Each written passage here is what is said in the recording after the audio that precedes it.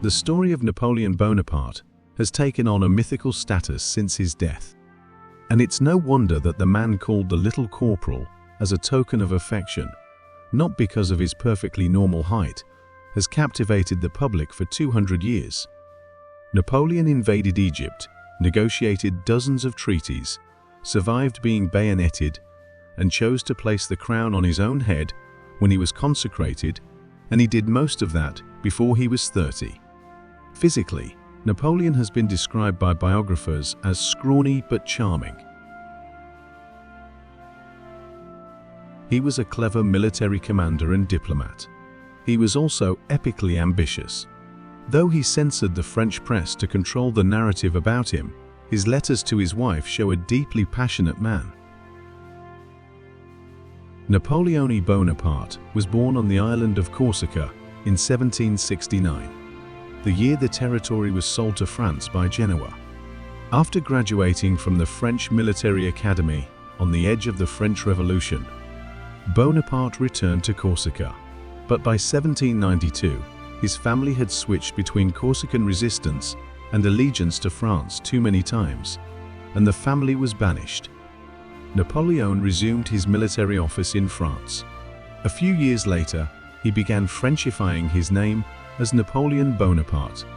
By this time, the French monarchy had been overthrown and executed, and the National Convention had been installed as the governing assembly. Napoleon was promoted to brigadier general, but his advancement stalled. He was trapped by his lavish lifestyle, as well as his association with the more radical members of the government. This is why he found himself in Paris, without a command in October of 1795, when the new constitution was submitted. Those loyal to the monarchy royalists rioted in the streets to stop its passage. Napoleon was quickly made second in command of the army.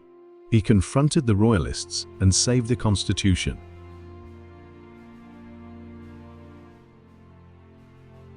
After this, he was made a commander and became an advisor to the new government, the Directory. He also met the widow, Josse Fintaga de la Pagerie. By the spring, Napoleon had married Josephine and assumed command of the army of Italy.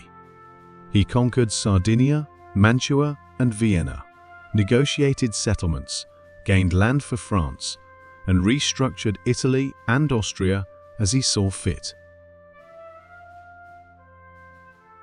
To the people of France, Napoleon was a hero.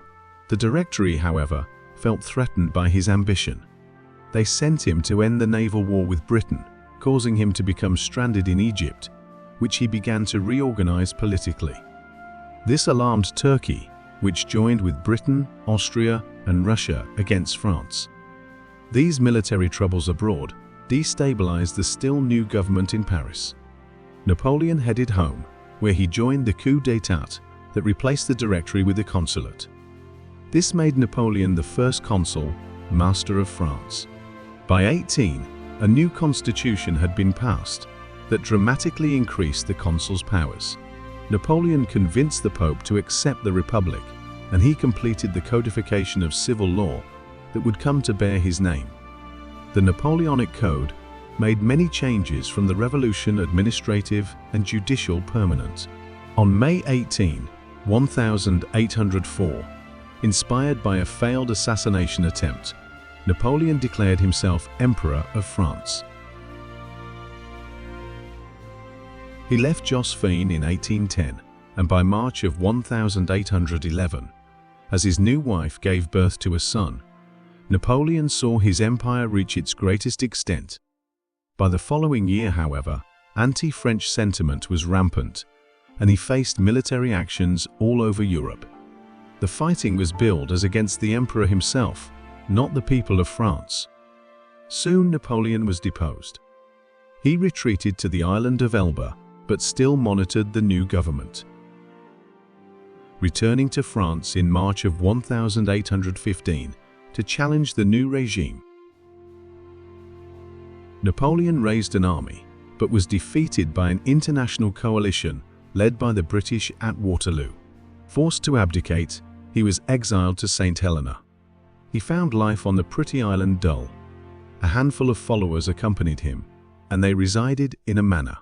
By 1817, he was showing signs of either an ulcer or stomach cancer.